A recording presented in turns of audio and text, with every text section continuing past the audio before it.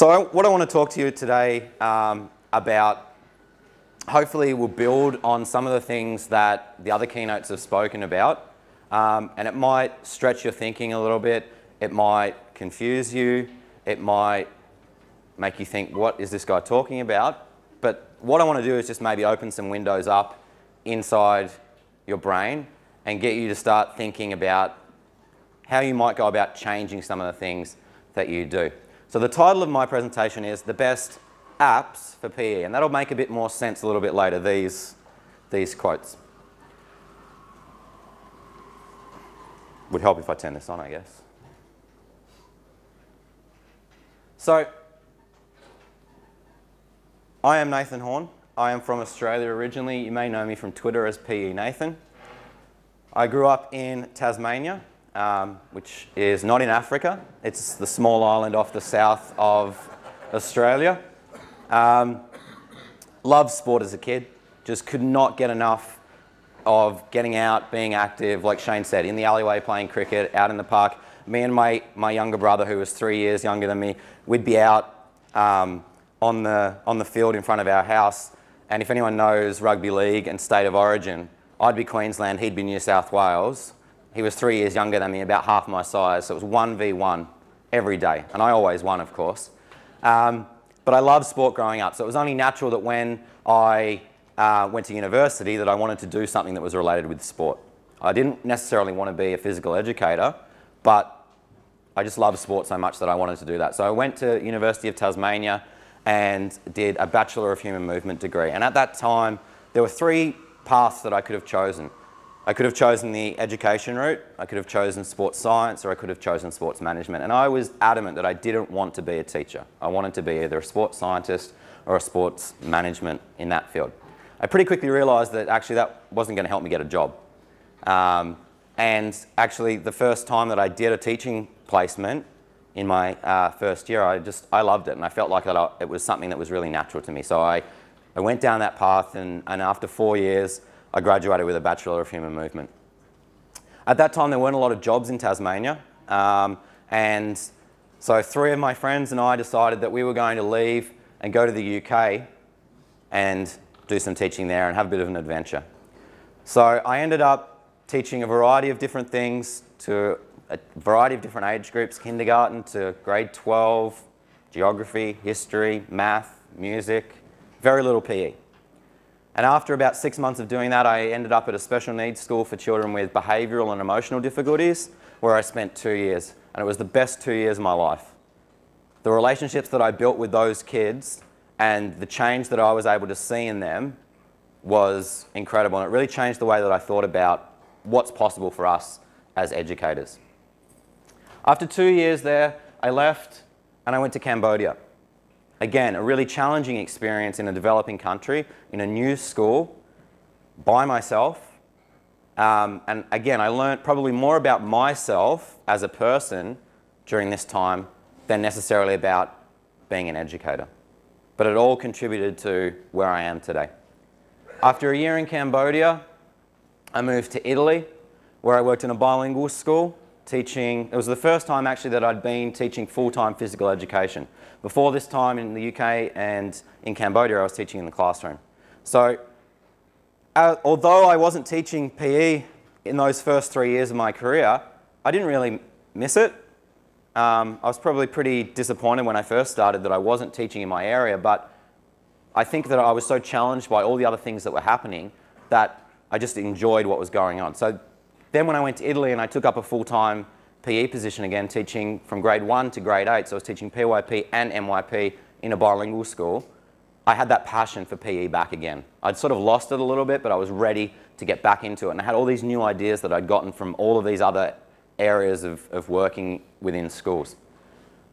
I was also really lucky while I was there that I met my wife, and we moved together to Singapore 4 years ago, where now I work at ISS International School.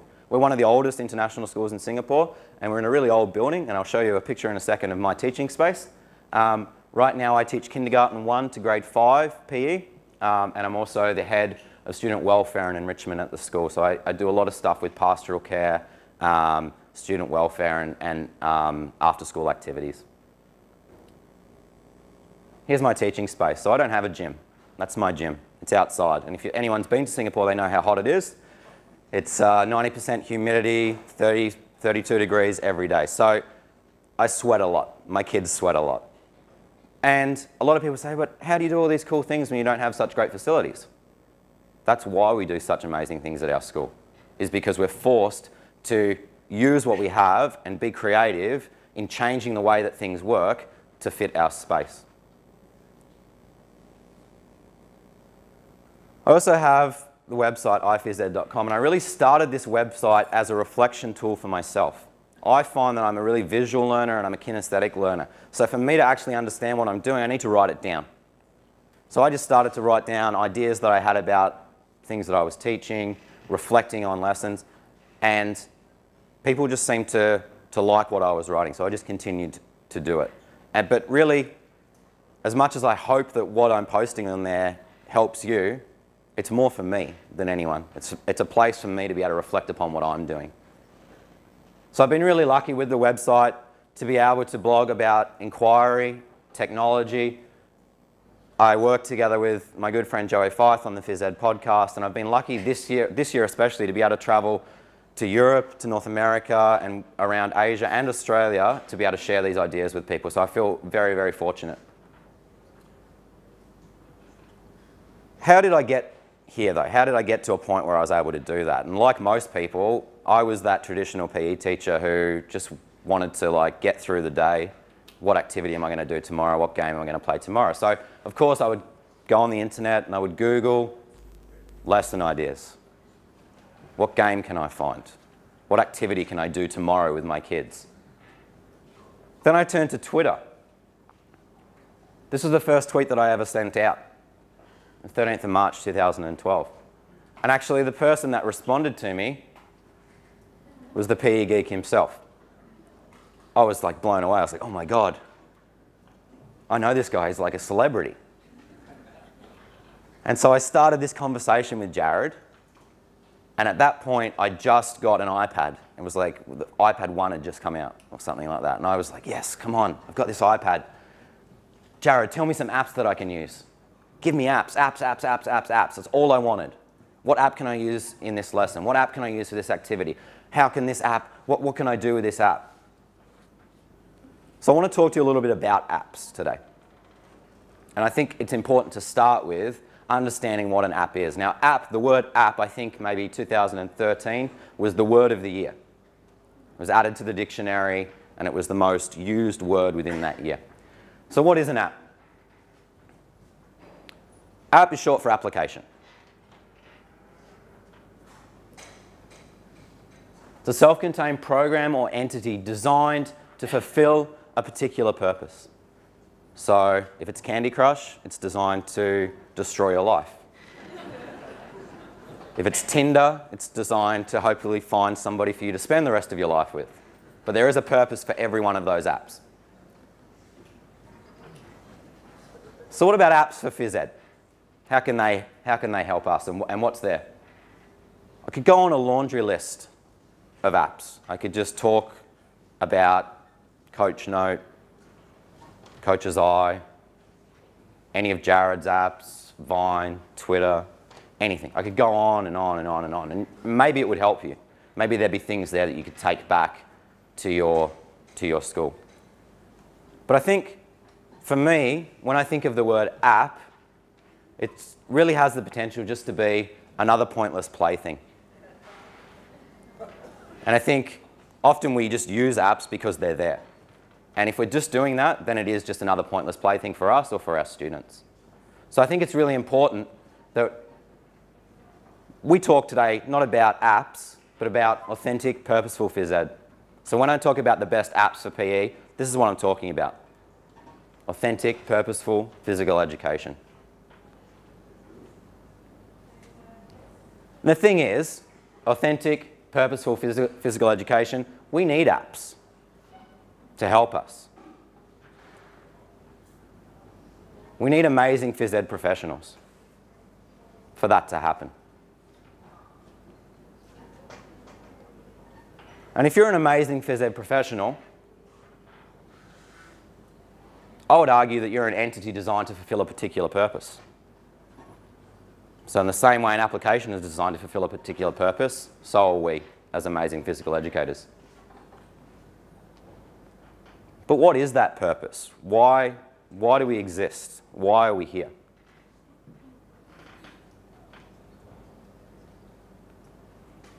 Is it to teach sports to kids so that they can go on to become elite athletes? Is it to encourage teamwork? Is it to improve the fitness of the children in our care? I want to share with you a quick video of a teacher called Mr. D. And you might have seen something a little bit like this, either in a classroom at your school or a classroom, or maybe you experienced this in your education. So I'll share this with you. So Mayor's away for a few weeks. I will be covering this class in his absence, okay? Sir, can you teach gym?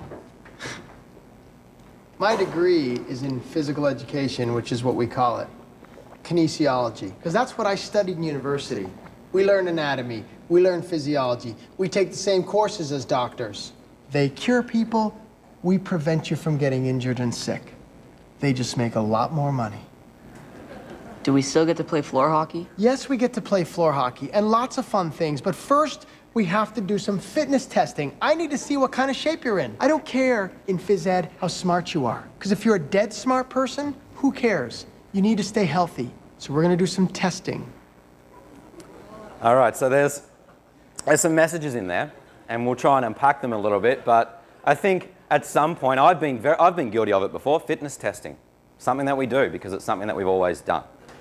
I think somebody sent a tweet out the other day talking about fitness testing, and I responded with, who's the data that you're collecting for? Is it for you as the teacher? Is it for the kids? What are you going to do with this information that you're collecting? Often we just do it, we put it in a folder and it sits on the shelf.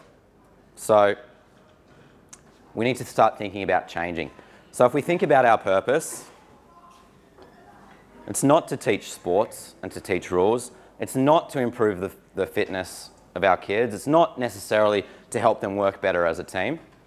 I think our purpose as physical educators is something different. Because we know that, like Shane spoke about this morning, the practice of physical education has focused primarily on the transmission of skills to large groups of children who have a range of interests and abilities. But the thing is, learning rarely moves beyond that introductory level. And David Kirk said that, and I think Shane shared a lot of that with us this morning. So why are we doing that? Why are we teaching games? Why are we teaching sports? Why are we teaching fitness? Why are we teaching working as a team? All of those things are important and they have places within our society, but I think that there's a greater purpose that we have as physical educators. And I believe that our purpose as physical educators is to develop the physical literacy of our students. And I know physical literacy is a real buzzword right now. But when I show you in a second why I think that this is our purpose, I think you'll understand that even if this is a buzzword that goes away, what's at the core of it really is what our purpose is as amazing physical educators. So if we want to do this, if we want to develop physically literate individuals, we want them to move with competence and confidence. We want them to feel confident about what they can do, how they can do it, and competent in a wide variety of areas. So it's not just, are you the best basketball player? Are you the best at swimming? Can you feel confident and competent in yourself in any sort of physical activity setting? We also want it to be in a wide variety of environments, whether it's in the water, whether it's in the mountains, whether it's in the air or on the land. And if we can do that, hopefully we'll see that healthy development of the whole person. It's that head and heart and body. That's what our purpose is. Our purpose is not simply to play games with students and to teach them sports. This is what we need to be doing. And it's a two-way thing. Actually, by enabling our students to do this, we're also developing our physical literacy as adults. Because it's not a process that happens within a year, within 5 years, within 10 years. I think perfect example sitting in front of us here, Graham. He's been developing his physical literacy his whole life. And he's 70 years old, and here he is. So this process takes place over the whole lifetime. But the thing is, if this is our purpose, that's all right. If this is our purpose, the problem is, like, we're never actually going to see the end result of our purpose, which is really difficult when we're working in schools where outcomes, what are the results? How are you contributing towards the school's achievement? And it's really hard to say, well, what I'm actually doing is I'm developing the whole body, the whole mind, the attitudes of this student so that when they grow up to be an adult, they're an active member of that community and that they're going to be active and they're going to live a long life. How do you say that to an administrator and have them not just look at you and say, what are you on about? So it's hard, but I think it's a really important message that we need to be able to develop this over time. It's not going to be Johnny at 4 years old. You're going to see improvement, but really you're not going to see it until you see someone who's in their later years and they're still going out and walking around. They're meeting their friends in the park to play games. They're being active within their community. That's our purpose. We need to develop students so that when they get to be adults, they have the skills, they have the attitudes and the knowledge to be able to be active participants in the community. So let's redefine this then. We said that an app is designed for a purpose, and as physical educators, we're designed for a purpose. Our purpose then is to help develop the physical literacy of our students. I know what you're thinking, okay, wasn't this going to be about apps? Doesn't this guy have a website where he talks about technology in PE? Yes, I do. And we'll get there a little bit later, because I think, like I said, all of these things have a place, and we'll get there.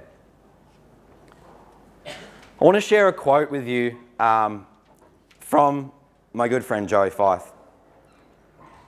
There is no magic app that will save your teaching. You need to do the work.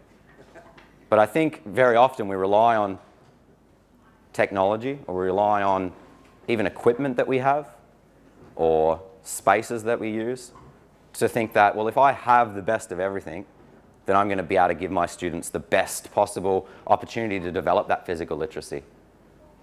I don't agree. I think that there's much more to it. Because really, pedagogy and content can't be considered independent of each other. What you teach and how you teach it, there's no separation there. And in the same way, technology can't just be an add-on in physical education. Just because we have it doesn't mean we need to use it. I'm really lucky at my school that I have access to quite a lot of technology.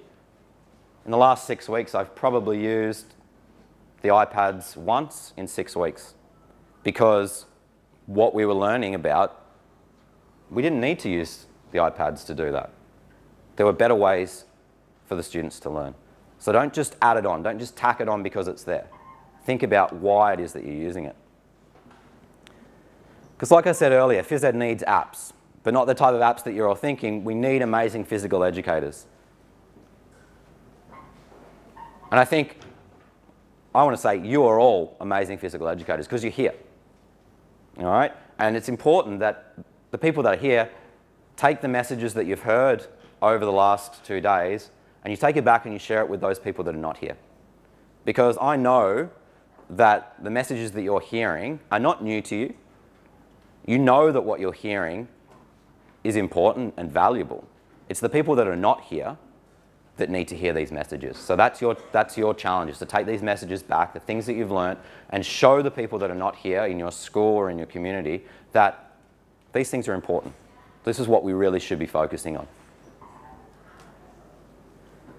And I think if we really, really want to be amazing phys ed professionals, we need to consider 3 things. We need to consider assessment, we need to consider planning, and we need to consider practice. Really the what, why, and how of physical education. So let's start with assessment. Comes at the end of the unit, right? Assessment. We do a unit, at the end of the unit we assess, have the kids improved.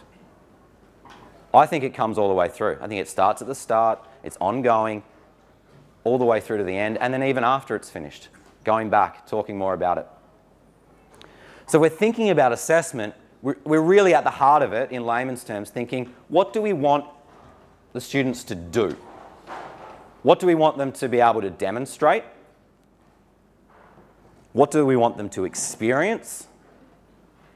And what do we really want them to learn? Because that's at the heart of what we're doing. And that's at the heart of assessment. If we know what we want them to do, how do we want them to do it? How can they demonstrate what it is that they've learnt? And how will we know as educators that they can demonstrate that? All questions that you need to be asking yourself before you even think about teaching any unit. I think as physical educators, traditionally we're really good at assessing skills. How well can you throw a ball? How well can you do a bounce pass? How well can you shoot a ball in a goal? But I think what we really need to be focusing on is assessing knowledge, and even more than that, assessing understanding. Because if anyone who came to one of my sessions yesterday, we talked about the difference between understanding and answers. Answers are final. 1 + 1 = 2. It will always equal 2. Understanding is fluid. It changes. What I understand about a certain topic now may be different than what I understand tomorrow, may be different than what I understand in a week, in a month, in a year. So how can we assess those understandings? How can we assess what a student understands about a certain topic, skill, game, sport, and how can we see that thinking progress over time? And I think it comes back to planning. Andy talked about it yesterday. Be prepared. And I think we owe it to our students to be as prepared as we can be. So we've talked about knowing what we want them to do. If we know what we want them to do, and we know what we want them to demonstrate, and how they'll be able to demonstrate it, how can we give them the experience to be able to do that? What are we actually going to do that is going to enable them to show us what they can do and how they can do it? I think the thing that really changed for me about my planning was the work of Terry Drain, and I know Joey Feist shared a lot of her work, and they've been working together on this. I saw this and it just light bulb in my head in terms of being prepared. And it all starts with learning outcomes. And so sort of Shane was talking about this morning, deliberate practice, knowing what the end is before you start. So I want to share with you one of the learning outcomes that I was working on just last week. So it's our movement composition unit. So the learning outcome, this was a grade 4 learning outcome. Select, perform, and refine basic movements and patterns to develop movement sequences alone and with others. There's a lot of words there. So if I shared that with students and said, here's what I expect you to be able to do by the end of grade 4. They just blank. Nothing there. How can we break it down? How can we make it more simple, not only for them, but for you as a teacher? Joey and Terry's have a way of doing this, which I have adopted and I think is a really fantastic way of doing it. They start by circling the verbs. Select, perform, and refine. They're the verbs in that statement. The underline is the content. Basic movements and patterns. But there's even more in that because there's another verb, develop. Movement sequences alone and with others. So already we've broken that down a little bit. So now we can put that into some blocks. What do we actually want our students to do? We want them to be able to select basic movements and patterns. We want them to be able to perform basic movements and patterns. And we want them to be able to refine basic movements and patterns. And if they can do that, then hopefully they'll be able to develop movement sequences alone and with others. So we're starting to drill down a little bit more now and break that learning outcome down. What does it actually look like? What does it mean for students to select basic movements and patterns? Or they might be doing things like looking at upper body movements, lower body movements, whole body movements, and if they're looking at patterns, repeating patterns, how movements repeat. What does it mean for them to perform those things? Again, what does it mean for them to perform upper body movements, whole body movements? What does it mean for them to be able to perform a pattern once they've selected those movements? And refine, how can they change the movements after they've been given feedback by either their peers or by watching themselves?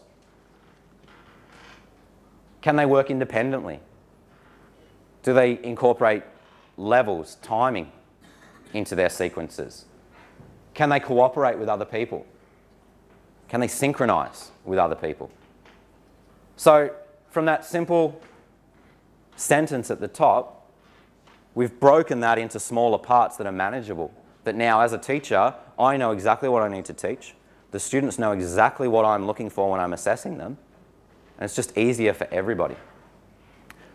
So what I might do is I might put that into, say, if it was a 6-lesson sequence for this unit, I might start with students experiencing and developing upper, lower, and whole body movements, repeating patterns, and working individually and in groups. That might be the start of my unit. As we move forward, we'd start looking at developing those sequences, performing them, refining them further and performing. Once they're able to perform simple body movements, then we start looking at things like levels, timing, synchronization.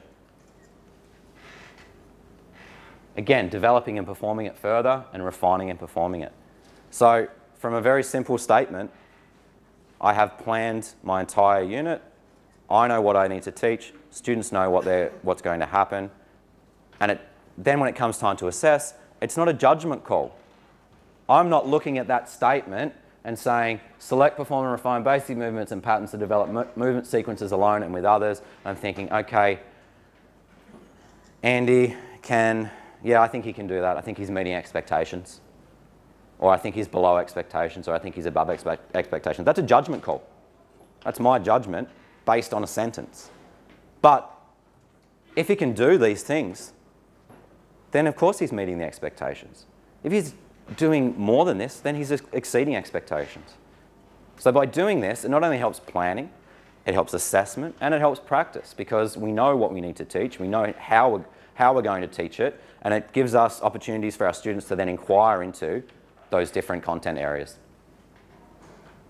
So let's think about practice. I want to take you back to Mr. D again. You might have seen a lesson that looks a little bit like this, and actually I saw maybe not as intense as this, but I did see a little bit of this yesterday as people were doing some of the practical sessions. Anthony, 9-6. All right, guys, one more goal, we win. No, it's up to 15. You said it was up to 10. I change it to 15. Pay attention. Give me the ball. Give me the ball, Anthony. No, give Cameron. Give me the ball. Cameron. Oh, that's why I asked for the ball. Fight hard! Delay game. Hurry up. Delay game. Come on, that's delay game. Alex. Give me the ball. Oh, Alex. Let's go. Hurry up. That's delay game. Get out of the way. Where'd the ball go? Find the ball. Where's the ball? Thunder him! Get up! There we go. I got it! Ah! Yeah! Get up, Alex. Come on, Alex. Come on, Alex. Alex, why'd you give him a suicide pass? Alex? Hey, buddy. You there? You know you ran into me, right? I was just standing my ground there. All right, 9-8, let's keep playing. He's out. Can't keep playing. The game's over. We win. Why do you win? Because you lost the player, so we win. Hey, just don't tell me you blacked out before that. Quite humorous look at physical education. But I think when we talk about practice, it's all well and good for us to sit here and talk about it, but the thing is, like, what are we actually going to do about all of the stuff that we've heard this weekend? Because at the end of the day, we all have really good intentions. Everyone has good intentions for their students. You wouldn't be in education if you didn't have good intentions. You want the best for your students. But really, at the end of the day, we're just going to be judged on our actions and behaviours, what it is that we actually do.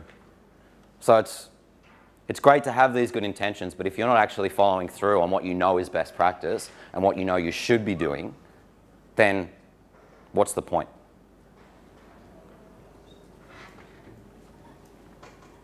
This is one question that I always like to ask teachers when I share with them.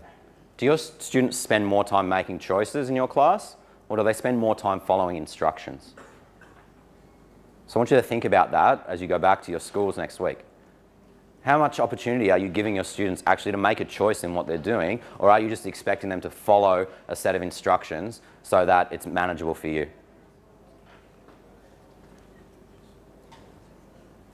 So again, we need to practice our purpose. We need to be practicing the purpose of developing that physical literacy of our students. And that comes down to those three things: planning, assessment, and practice. We need to be planning from the learning outcomes. We need to be assessing of the learning outcomes, and we need to be practice teaching to those learning outcomes. If we can do that, then we're giving our students the best possible opportunity to develop their physical literacy. I want to give you an example of one way that I changed last year in terms of teaching to a learning outcome and giving students choice. So the big idea of our fitness unit was being active contributes to good health and well-being. Big idea. The learning outcome was I wanted students to identify realistic goals to improve their well-being. So we got the students to think about a fitness improvement plan. And I asked them questions like, well, of the components of fitness that we sort of talked about, what would you actually like to improve? I didn't say, okay, you have to do a speed, agility, you have to do a strength test. What is it you're actually interested in improving? Why? Why are you interested in improving that? How are you going to know if you've improved that? And what are you actually going to do to improve that? Here they are in one of their lessons.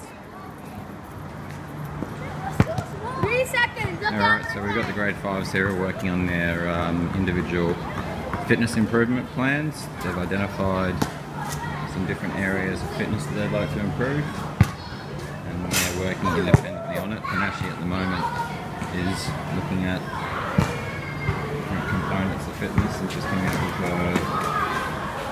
what she'd like to do.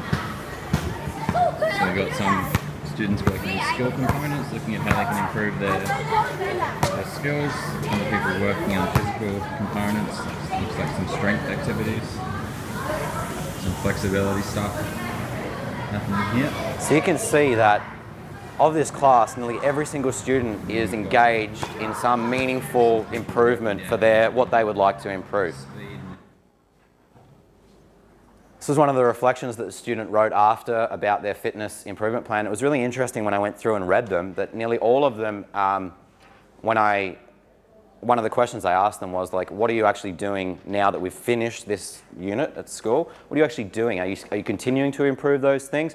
And almost 95% of the students were continuing on trying to either improve the thing that they said they wanted to improve, or they'd moved on to something else. So the engagement in that unit, because I gave them the choice, you saw in that quick video, that was one of about 6 or 7 hour lessons that the students were engaged in their personal fitness plan.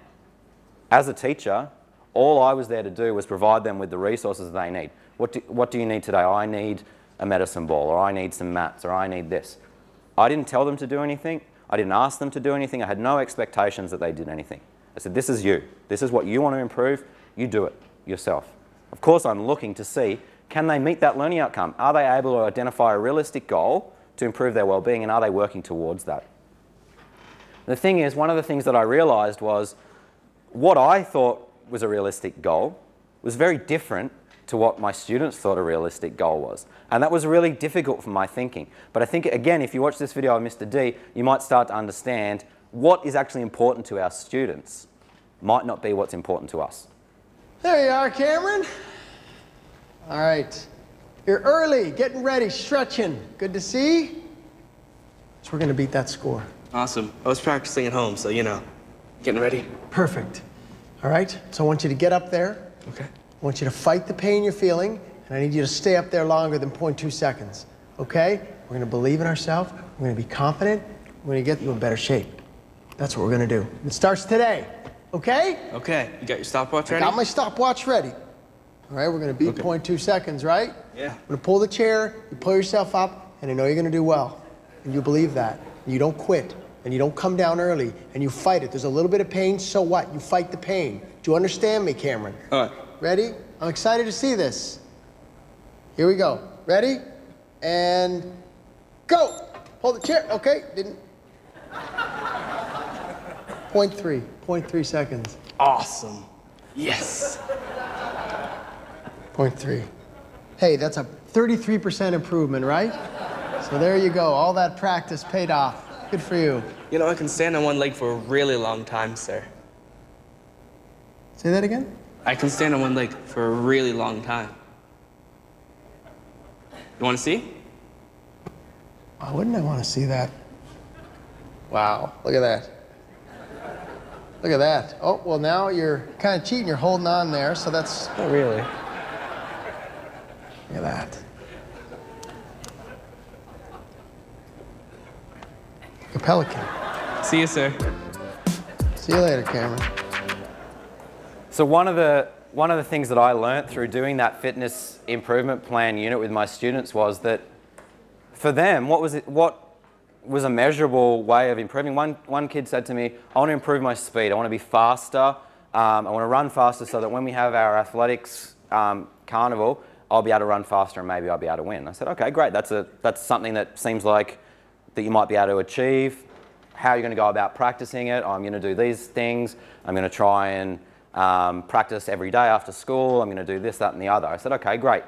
I said, but how are we actually going to know if you have improved that speed? How are you going to know?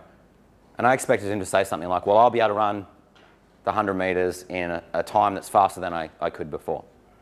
He said to me, when I run, I'll feel the wind on my face more than I did before. And I thought, okay, fine.